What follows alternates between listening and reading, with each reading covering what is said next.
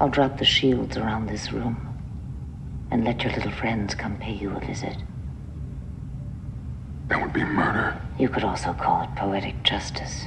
For those of you who have been with the channel a while, you'll know I had an On Trial series where I looked at some of the more questionable decisions made by captains throughout the Trek franchise. A few of those videos included Janeway's decision on Captain Ransom and the Equinox. Those breakdowns are now, I'm guessing, like 3 years old, I think? Since then, I've grown as a filmmaker, a person, and I've watched Voyager, the entire season. Yes, Trek Yards, I actually watched the seasons over and over, and those seasons I've seen at least 2 or 3 more times now. I wanted to take a look at it from a fresher perspective. In the Star Trek Voyager episodes Equinox Part 1 and Part 2, the USS Voyager stumbles upon a badly beaten Starfleet vessel. This ship, now with less than a quarter of its original crew, has been under constant attack from an alien species that is killing them off one by one. Initially, there isn't really a reason known for why they're doing this. You think when they designed this thing, they would have... The ship was built for combat performance, Harry, not musical performance.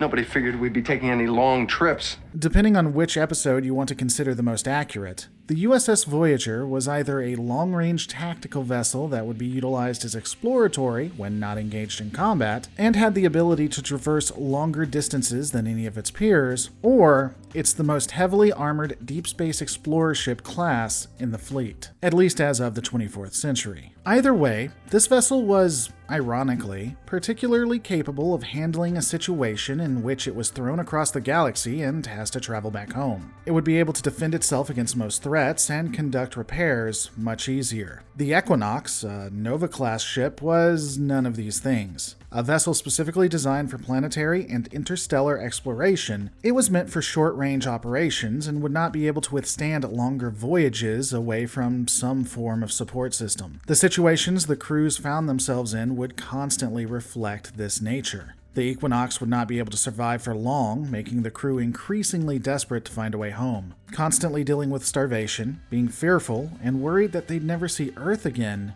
relief was needed for the wayward explorers. Voyager did have hardships, that's true, but while there was mention of constant power drains, the crew never appeared to have to worry about food, shelter, or protection. In fact, there's only one real instance where the ship really seemed to be in peril, the likes of the Equinox, and that timeline never occurred.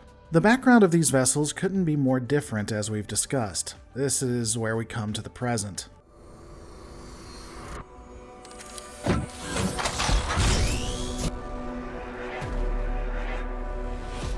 Hey guys, I need your help. As you know, taking time to research these topics, record, edit the videos, find the footage, and much more is a larger task than you might realize. YouTube doesn't exactly make it easy for entertainers to keep making the content you love. Keeping food on the table is a pretty important thing to me. So if you like what you're watching now and you want to help out, please consider hitting that join button right below this video to become a YouTube member, or going to patreon.com/Lore Reloaded and becoming a patron there. I've started releasing merchandise that will hopefully go to both members and patrons, so definitely check it out. Again, if just 1/3 of the people who watch these videos gave me $1, I'd never have to worry about YouTube advertising again. Patreon.com/Lore Reloaded or the join button below. Thanks for the consideration.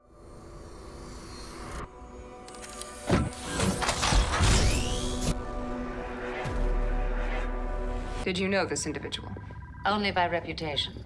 He was an exobiologist, promoted to captain after he made first contact with the Iridians. Species 6291. The collective determined that they were extinct. So did the Federation. Captain Janeway is apprised of the Equinox being discovered. As I've stated, she's excited to meet Captain Ransom, who is of some renown. The initial pleasantries are done quickly and the two crews begin to meld together.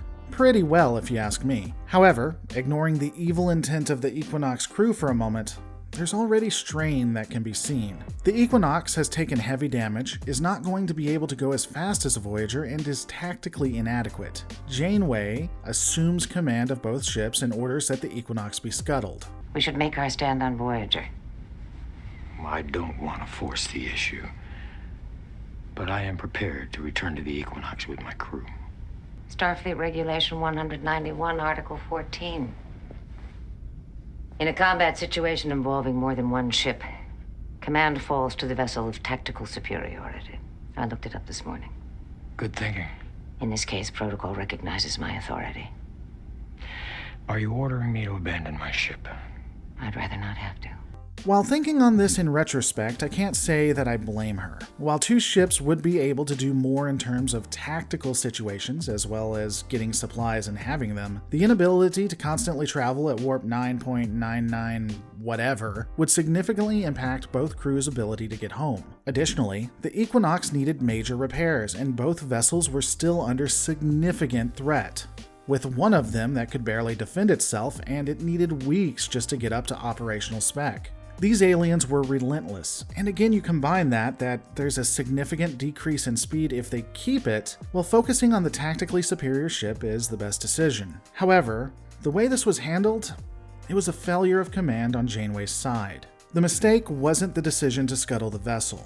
It was assuming that the rules of Starfleet meant anything here.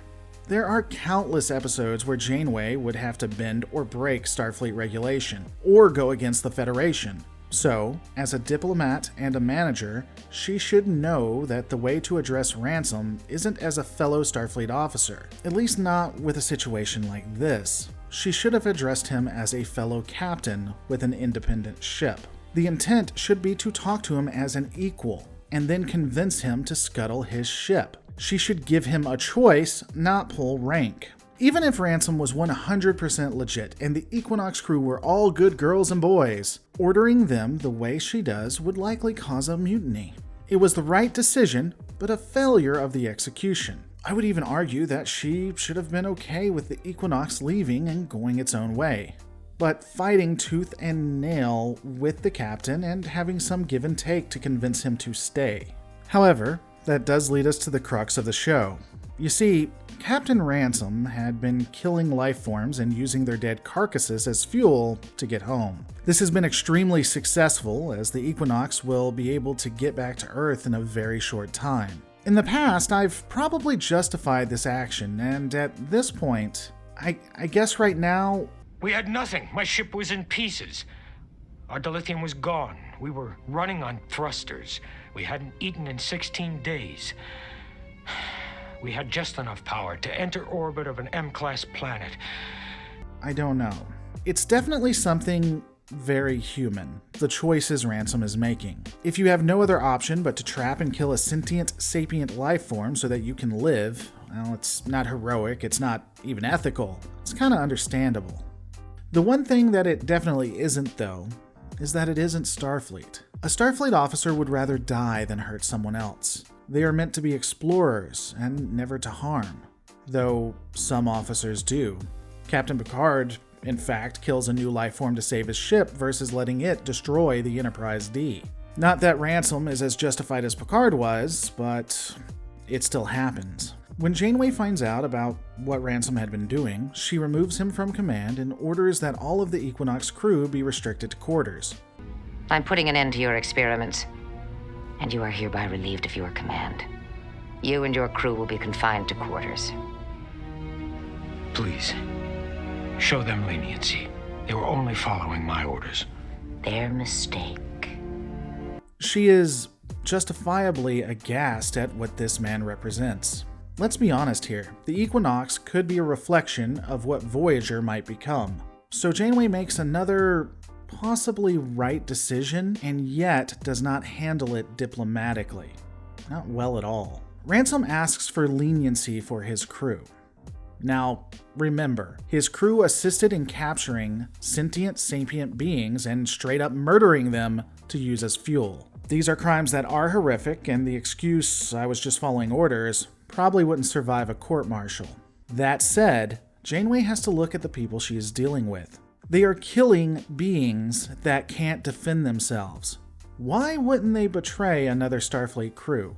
Her giving leniency to murderers of innocent people might not be the best option, but she could at least have told Ransom that she was willing to listen, that she would consider it. She didn't have to promise one way or the other, but simply stating, well, that was their mistake, boxes him into a corner. And we all know what happens to humans when you do that.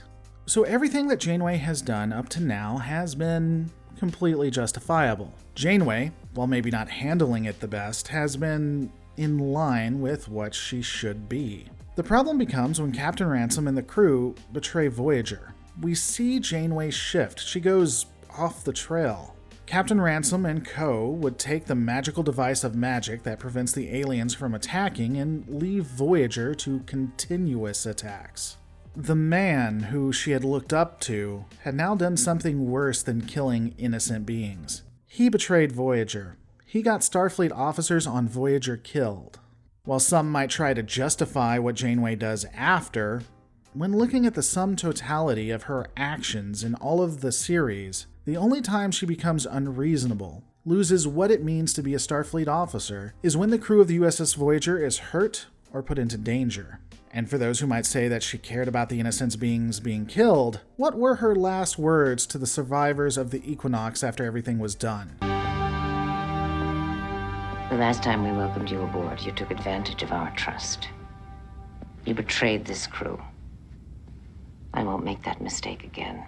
It wasn't that they killed beings that didn't ask for it, that they were all murderers. No, she chastises them about betraying Voyager, and for that, they were stripped of rank and couldn't be trusted. The alien murder didn't seem to be a huge priority when it comes to their sins, at least not when she turns them into crewmen.